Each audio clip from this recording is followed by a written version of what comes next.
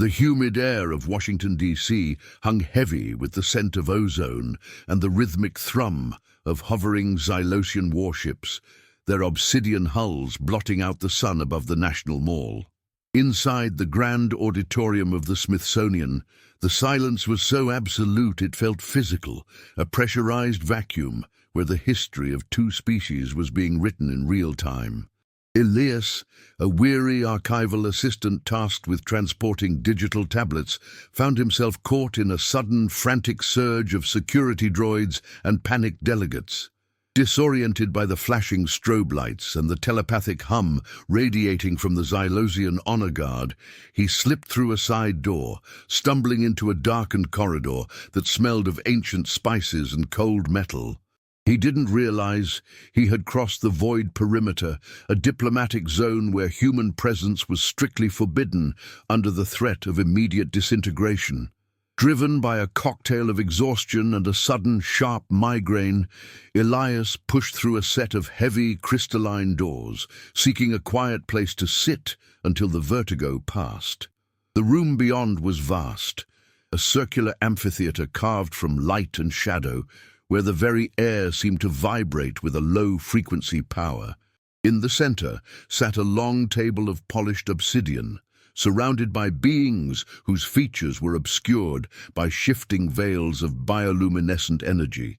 Without looking at the faces around him, Elias collapsed into the first vacant seat he found, a high-backed chair made of a material that felt like warm silk against his skin. He closed his eyes for a moment, unaware that he was sitting in the seat of the witness, a throne reserved for the consort of the Xylosian crown, vacant for 3 centuries.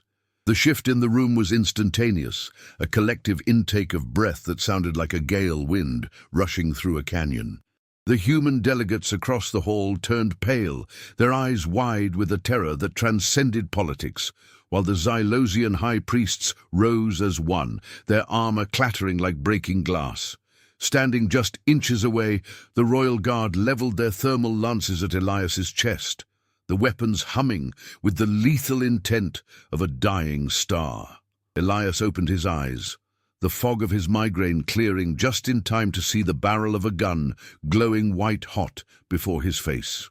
He began to scramble backward, his heart hammering against his ribs like a trapped bird, his mouth opening to offer a frantic, useless apology for his intrusion. Then a hand moved, a hand larger than a human's, with skin the color of a twilight sky and fingernails like polished onyx. It moved with a grace that defied the laws of physics, cutting through the tension of the room like a blade through water. Before Elias could stand, the hand descended, wrapping firmly but gently around his wrist, pinning him to the velvet chair with a strength that felt like the gravity of a planet. The heat from the king's touch was not burning, but deeply resonant, a hum that traveled up Elias's arm and settled directly into the rhythm of his own heartbeat. The entire assembly froze, the guards paralyzed by the sheer audacity of the contact as the king of the Xylosians slowly turned his head toward the terrified human. The king's eyes were not eyes at all, but swirling nebulas of gold and violet, containing the depth of 1,000 years of interstellar conquest and lonely sovereignty. He looked at Elias not as an intruder, nor as a biological curiosity, but with a recognition that was ancient and terrifyingly personal. The king's lips didn't move in the traditional sense, but a voice echoed through the auditorium, a sound that felt like it was being spoken directly into the marrow of Elias's bones. It was a voice that commanded the stars to align and the oceans to still, yet it held a strange, trembling undertone of relief. The guards waited for the order to execute. The human president waited for the spark of war, but the king only tightened his grip slightly, his thumb brushing against Elias's pulse point.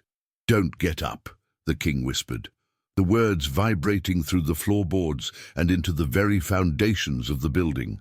The translation devices struggled to capture the weight of the command, rendering it in a tone of such profound intimacy that the diplomats flinched. Elias felt the room spinning again, but this time it wasn't the migraine. It was the sheer impossibility of the moment, the way the most powerful being in the known universe was holding him as if he were a long-lost treasure. "Stay here," the king added, his voice dropping to a low, melodic hum that seemed to create a barrier between them and the rest of the screaming, chaotic world. The American Secretary of State stepped forward, his voice cracking as he tried to invoke the protocols of the Geneva Convention and the newly signed Interstellar Accord. He demanded that the civilian intruder be released and handed over for questioning, citing the safety of the king as a primary concern. But the king didn't even look at the diplomat. His gaze remained fixed on Elias, reading the history written in the human's DNA through the simple contact of their skin. The guards shifted uneasily, their lances still raised, but the king raised his other hand in a sharp, dismissive gesture that forced the weapons to lower by sheer psychic weight. The summit, which was supposed to be about mining rights and border disputes, had vanished, replaced by a silent, high-stakes drama centered on a man who had simply wanted a place to rest. Elias tried to speak, his throat dry and tight with fear, but the king's touch seemed to drain the panic from his system, replacing it with a strange, heavy calm. He looked down at the king's hand, noting the intricate patterns of silver lines that etched the alien's skin, patterns that looked disturbingly like the old, faded map his grandfather had kept in a locked box under his bed. A realization began to dawn on Elias, a memory of stories told in hushed tones about ancestors who didn't come from the earth, but from the spaces between the clouds. He looked back at the king, and for the first time, he didn't see a monster. He saw a mirror, a reflection of a heritage he had never been told he possessed. Around them, the advisors were whispering frantically into their comms, calling for reinforcements and trying to understand why the biological sensor in the room was glowing a brilliant, blinding emerald green. The sensor was designed to detect the presence of Xylosian royalty, and it was currently reacting to Elias as much as it was to the king himself. The tension in the room was a living thing, a coiled spring ready to snap and drag both worlds into a conflict that would leave nothing but ash. Yet, in the center of the storm, Elias felt an inexplicable sense of safety, a feeling that the seat he had accidentally chosen was the only place in the world where he was truly meant to be. The king leaned in closer, his scent like rain on hot stone and distant ozone, his presence overwhelming the human senses of the room. He spoke again, not to the assembly, but to Elias alone, though his voice still bypassed the need for ears. "They have forgotten you, child of the split star," the king murmured, his golden eyes shimmering with a sudden sharp sorrow. "They buried the truth in the dirt and called it evolution, but your blood still sings the song of the first pact." Elias felt a jolt of electricity at the words, a cellular recognition that made his vision flicker with images of twin suns and towers made of glass. The human security team moved to intervene, a group of elite soldiers tasked with protecting the perimeter, their boots thudding rhythmically on the carpeted floor. They saw a civilian being held captive by an alien entity and reacted with the programmed precision of their training, their fingers tightening on the triggers of their stun rifles. But before they could cross the threshold of the royal dais, a shimmering wall of blue energy erupted from the floor, a kinetic barrier that threw the soldiers back with the force of a tidal wave. The king didn't even flinch at the chaos, his focus entirely on the trembling man beside him, his hand still anchored to Elias's wrist like an umbilical cord. As the first chapter of this encounter drew to a close, the world outside remained oblivious to the fact that the foundations of human history had just been shattered. The cameras in the room, controlled by a joint intelligence task force, were frozen, broadcasting a looped image of a peaceful negotiation to the billions of people watching at home. Only those within the room knew the truth, that a common man from Virginia was holding the hand of a galactic god. The king's grip was firm, his command absolute, and as Elias felt the weight of the seat of the witness settle into his bones, he knew that his life as a civilian was over, and a destiny written in the stars had finally come to claim him. The air in the Smithsonian was no longer just air. It had become a thick soup of political desperation and ancient waking power. As the minutes ticked by, the shock of the king's touch began to give way to a jagged, fractured reality where the human leaders realized they were losing control of their own planet. President Miller, standing at the far end of the obsidian table, watched with a mixture of awe and simmering rage as the nobody assistant sat anchored to the Xylosian sovereign. To the president, Elias was a liability, a security breach that threatened the delicate trade agreements the U.S. had spent decades negotiating. He signaled his generals, their eyes meeting in a silent agreement. If the human couldn't be removed, he might have to be neutralized to protect the sanctity of the summit. The king sensed the shift in the room's intent, his bioluminescent veins pulsing with a deep, warning crimson that cast long shadows against the walls. He didn't need to look at the human soldiers to know they were calibrating their weapons to bypass his energy shield. His mind was a vast web of tactical awareness. Beside him, Elias felt the king's grip tighten, not in a way that hurt, but as if the king were trying to share his own formidable strength. Elias looked at the president, the man he had once voted for, and saw only a stranger blinded by fear. The conflict wasn't just between two species anymore. It was between those who clung to the status quo and the terrifying potential of a new, ancient truth. Internal pressure began to mount within Elias as well, a psychological fracturing, as his mundane life collided with this cosmic absurdity. He thought of his small apartment, the half-finished book on his nightstand, and the mundane worries of rent and car insurance. All of it now seemed like a dream from a different life. He felt a rising tide of guilt, wondering if his accidental seating had just triggered the end of the world, or if he was merely a pawn in a game he didn't understand. The king's presence was a heavy weight on his psyche, a constant telepathic pressure that whispered of ancient wars and a debt that had been passed down through generations of his family, hidden in the very marrow of his bones. Across the table, the Xylosian advisors were in their own state of turmoil, their multifaceted eyes clicking in a rhythmic display of agitation. They spoke in a rapid, tonal language that sounded like singing saws, arguing over the purity protocol, and the king's blatant disregard for the sacred distance between their kind and the lesser beings. To them, the king's touch was a sacrilege, a violation of the laws that kept their empire stable and their bloodline distinct. They feared that the king was being corrupted by the primal resonance of the human, a primitive energy they had spent eons trying to excise from their own genetic makeup. The dialogue between the two sides began to degrade into a series of sharp, jagged accusations, with the human translators struggling to keep up with the escalating vitriol. The boy is a plant, a biological weapon designed to lure the sovereign into a vulnerable state, screamed the Xylosian High Chancellor, his voice echoing with a metallic rasp. The American president countered with a demand for the immediate release of our citizen, his voice booming with a false bravado that failed to mask the trembling of his hands.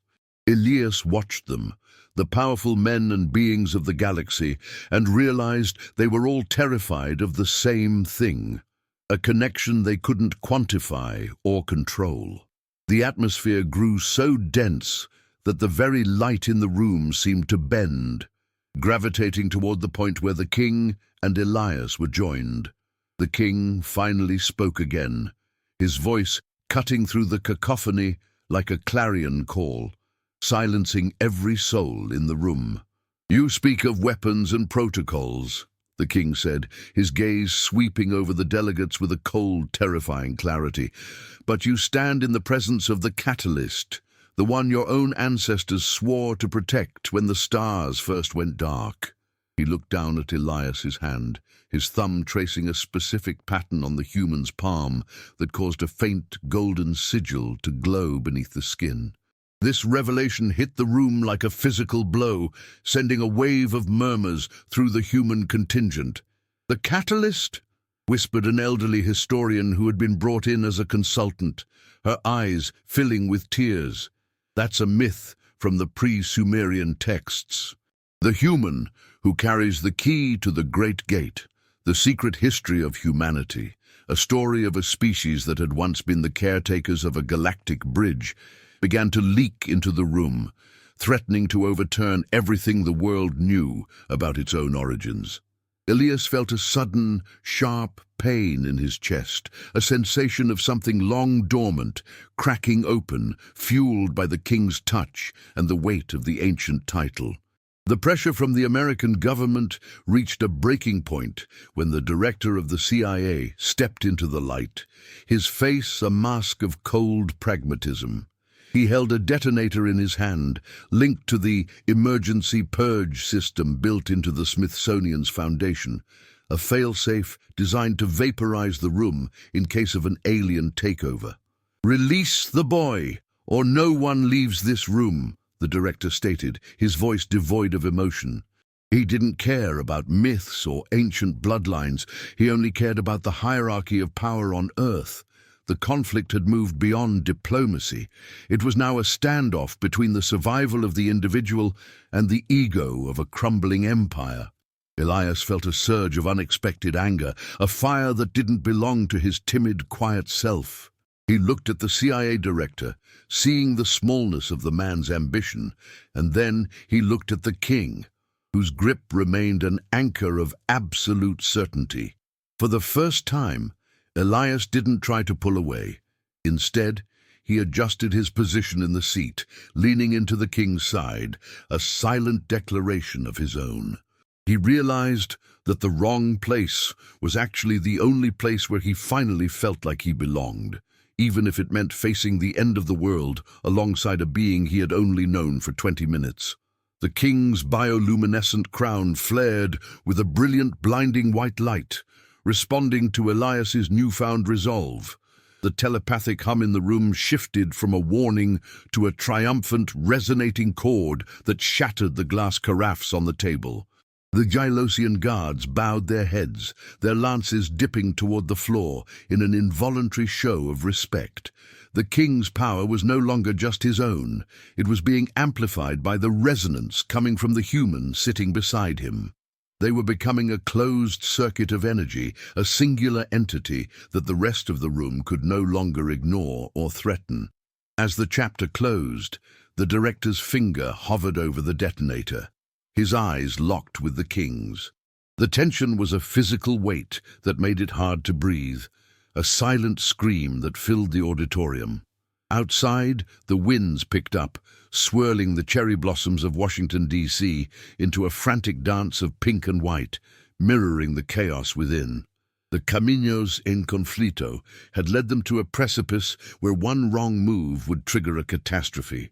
But as Elias felt the king's fingers interlace with his own, he knew the Quebra was coming, a rupture that would change the definition of what it meant to be human forever. The last thing Elias saw before the light became too bright to bear was the expression on the king's face, a look of profound, haunting gratitude. The king wasn't just protecting a human, he was being saved by one. The silence returned, but it was no longer the silence of a summit. It was the silence of a world about to be reborn in fire and revelation. The stage was set, the players were in place, and the seat of the witness was no longer empty. The rupture did not come with a bang, but with a sound like the tectonic plates of the soul grinding against one another. As the CIA director's finger twitched on the detonator, the king's golden eyes flared with a sudden, violent intensity that seemed to pull the light from every bulb in the room. The air crystallized into a shimmering blue-tinted frost, and for a heartbeat, time itself seemed to stutter and stall. In that frozen moment, the Pact of the First Dawn was triggered, an ancient piece of biotechnology buried deep within the Smithsonian's foundations, unbeknownst to the humans who built over it, responding to the synchronized heartbeats of the king and the human. A pillar of pure white energy erupted from the center of the obsidian table, blasting through the roof of the Smithsonian and piercing the gray Washington sky. The shock wave sent the delegates flying, throwing the president and his advisors against the walls like ragdolls, their screams drowned out by a sound that was half scream, half celestial harmony. Elias felt his body being dismantled and reassembled at a molecular level, the king's hand the only solid thing in a universe of dissolving light. The Kebra was not just a political collapse, it was the literal breaking of the veil between the physical world and the ancestral memory of the Zylosian Empire. Through the blinding light, visions began to pour into the minds of everyone in the room. A telepathic broadcast that bypassed the senses and spoke directly to the soul. They saw the Earth as it was 10,000 years ago, not as a primitive wilderness, but as a vibrant hub of the Zylosian Empire, where humans and aliens worked side by side to build the Great Gate. They saw the Split, a catastrophic civil war that forced the Zylosians to flee to the stars, leaving behind a small group of keepers, humans who carried the genetic keys to the Empire's most powerful technologies. Elias saw his own face in the faces of those ancient keepers, realizing that his lineage was not a coincidence, but a long-term survival strategy. The pain of the revelation was physical, a burning sensation in Elias's veins as his dormant DNA began to overwrite his human biology. He saw the king's history too, a lonely reign spent searching the galaxy for the resonance that would unlock the Empire's true potential. The king's grip was no longer just a gesture of protection, it was a conduit for the massive amounts of data and energy being transferred into Elias. The seat of the witness began to hum with a low-frequency vibration that started to liquefy the obsidian table, turning the formal setting into a swirling vortex of primordial matter. The CIA director, driven by a primal fear of the unknown, managed to scramble to his feet and lunged for the detonator he had dropped. But as his fingers closed around the plastic device, he found he couldn't move. His body was caught in a stasis field generated by the king's sheer presence. The king didn't even look at him. His eyes were fixed on the sky above, where the clouds were parting to reveal a fleet of Zylosian ships descending, not for war, but in response to the signal. The break was complete. The secret was out, the summit was a farce, and the hierarchy of Earth was being dismantled in the span of a few breaths. Suddenly, a dark, oily shadow began to seep from the edges of the room, a counterforce triggered by the activation of the Pact. This was the Void Blight, an ancient Zylosian defense mechanism designed to destroy the catalyst if the reunion wasn't perfectly synchronized. The shadows moved like living ink, coiling around the legs of the delegates and making them scream in a soundless agony as their memories were drained. The king's expression shifted from triumph to a sharp, jagged terror. He realized that the human world was too noisy, too filled with conflict, and it was corrupting the activation process, turning the miracle into a massacre. "Elias!" the king's voice boomed, no longer a whisper but a roar that shook the very atoms of the building. "You must choose. The world you know or the world you were born for. The resonance is breaking." Elias looked around at the chaos, the terrified president, the dying advisors, the shadows devouring the history of his planet. He felt the weight of his ordinariness fighting against the extraordinary power flowing through him. The rupture was tearing him apart. He was a bridge between two worlds that were currently at war with each other's existence. With a surge of desperate human will, Elias didn't try to stop the energy. He redirected it. He reached out with his free hand and grabbed the edge of the dissolving table, using his body as a lightning rod to draw the Void Blight into himself. He would be the filter, the sacrificial ground where the darkness of the past and the light of the future would meet. The king tried to pull him back, his face contorted in a very human-like grief, but Elias held firm. The Quebra was his to manage, a burden he had accidentally sat down to accept. The room exploded in a final deafening burst of emerald and gold light. The Smithsonian's walls cracked, the great stone pillars crumbling as the energy reached its zenith. For a moment, there was a total sensory blackout. No sound, no sight, only the feeling of the king's hand and the fading heartbeat of a world that would never be the same. The break had happened, and in its wake, the very fabric of human society, religion, and science lay in ruins, waiting to be rebuilt from the debris of this single, impossible encounter. When the light finally began to recede, the auditorium was a skeleton of its former self, open to the rain and the wind. The delegates were gone, transported perhaps, or simply erased by the intensity of the event. Only Elias and the king remained in the center of the ruins, still seated, still connected. But something was fundamentally different. The air didn't smell like Washington anymore. It smelled like the beginning of time. The rupture had not just changed the politics, it had shifted the coordinates of the Earth itself within the cosmic map. Elias looked at his hands and saw that they were shimmering with a faint, translucent glow, his veins tracing the same silver patterns as the king's. He looked at the king and saw a single tear of molten gold rolling down the alien's cheek. The Quebra was over, but the consequences were just beginning to settle into the cold, wet earth of the National Mall. The summit was a ghost, and the man who sat in the wrong seat was now the only one who could navigate the wreckage of two civilizations. As the chapter ended, the sound of 1,000 Zelosian engines hummed in the air, a funeral dirge for the old world and a birth cry for the new. The king leaned his forehead against Elias's, a gesture of absolute surrender and union. "It is done," the king whispered, and for the first time Elias understood the language without the need for a translator. The break was permanent. There was no going back to being an archival assistant. There was only the throne, the king, and the terrifying, beautiful future they had just forged in the fire of the rupture. The aftermath of the Quebra was a world draped in a haunting bioluminescent twilight.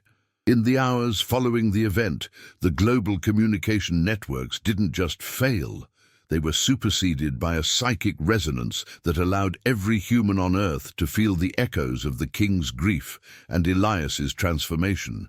The consequences were immediate and visceral. The United States government had effectively dissolved in the vacuum of the Smithsonian, leaving a power struggle that was being fought not with votes, but with pure, raw panic. Outside the ruins, the streets of Washington, D.C. were filled with people who were neither protesting nor rioting. They were simply standing still, staring at the sky where the Zylosian fleet now hung like a crown of stars.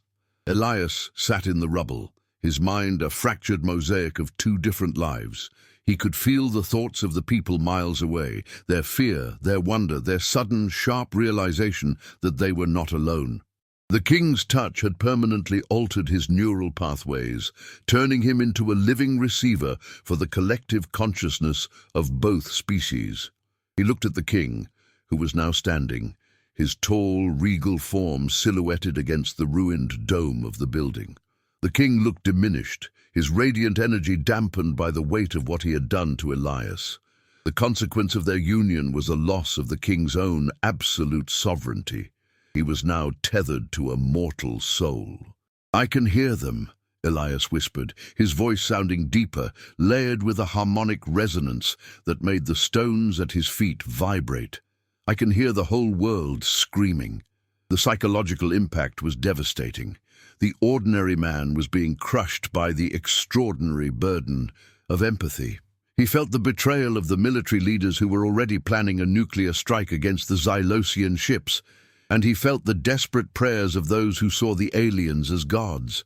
The consequence of sitting in that chair was the end of privacy, the end of the individual I, and the beginning of a terrifying we. The king turned to him, his golden eyes dimmed to a soft amber. "The price of the pact is the end of the ego," the king explained, his voice a somber melody. You are now the witness, Elias. You bear the weight of their judgment, and they bear the weight of your truth." The king reached out, but this time he hesitated, his hand trembling. He realized that his desire for a companion, for the resonance, had effectively destroyed the life Elias had cherished. The emotional consequence was a profound sense of mourning for a humanity that was being forcibly evolved before it was ready. On a global scale, the dynamics between nations collapsed. With the catalyst revealed to be an American citizen, the rest of the world's leaders were gripped by a jealous rage, accusing the U.S. of hoarding a galactic weapon. But the U.S. no longer had a chain of command. The president was in a catatonic state, his mind unable to process the telepathic influx. The consequence was a world in freefall, a civilization that had lost its North Star and was now spinning wildly into the unknown. Scientific laws were being rewritten in real time as Xylosian technology began to bleed into the Earth's atmosphere, cleaning the air, but also changing the very chemistry of the water. Internal conflicts within the Xylosian fleet were just as volatile.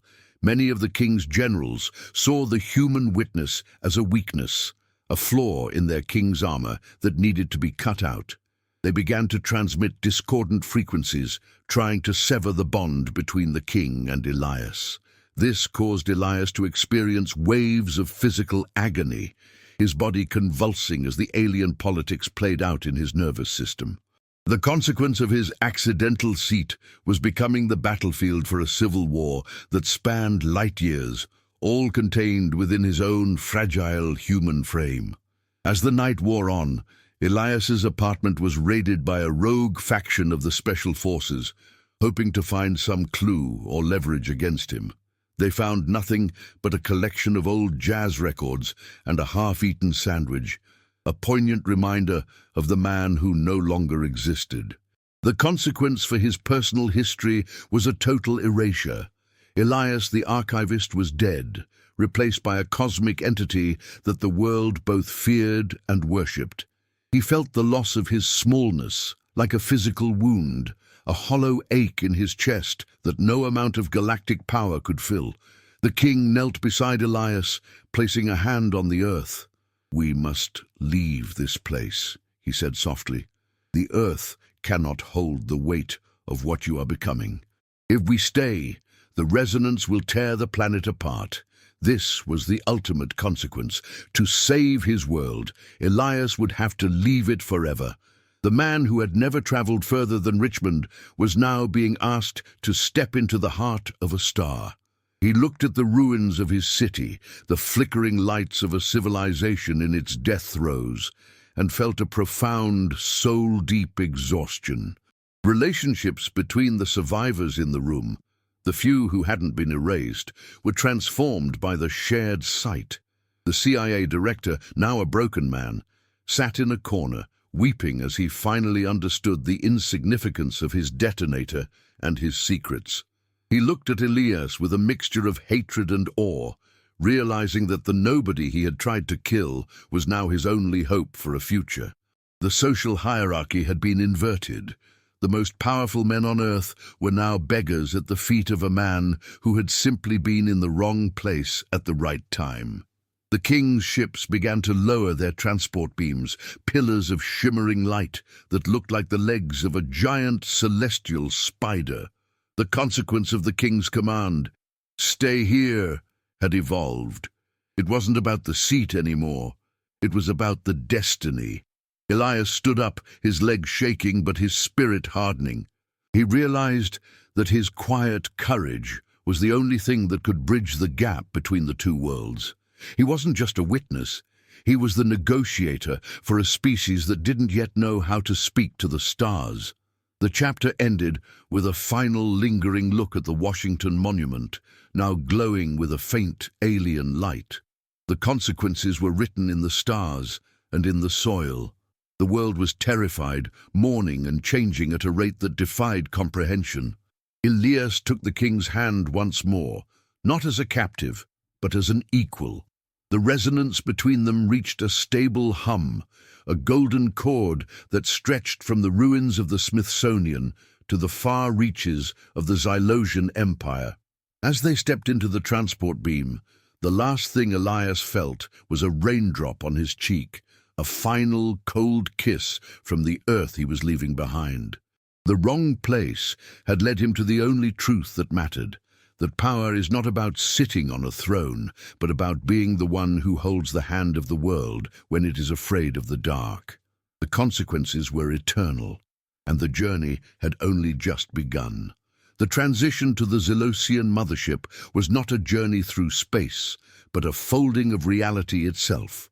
Elias stood upon the Bridge of All Suns, a platform of living light that overlooked the curve of the earth, which now looked like a fragile blue marble spinning in a sea of velvet ink. The resolution was not a return to the old world, but the definitive birth of a new era. Beside him the king stood in his full, terrifying glory, his robes woven from the nebulae of the outer rim, yet his hand remained firmly clasped in Elias's. The power shift was complete. The Zylosian Empire had not conquered Earth, it had been anchored by it. In a final decisive act of sovereignty, the king broadcasted a message to every sentient being in the galaxy, his voice carried by the resonance that Elias provided. "The age of the silent watchers is over," the king declared, the words vibrating through the stars. "The pact is renewed. The keepers have returned." This was the resolution to the ancient split that had haunted both species for 10 millennia.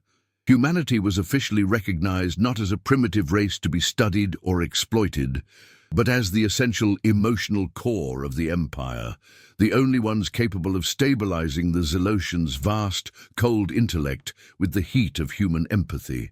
Down on Earth, the chaos began to settle into a stunned, reverent peace. The Zylosian ships didn't fire.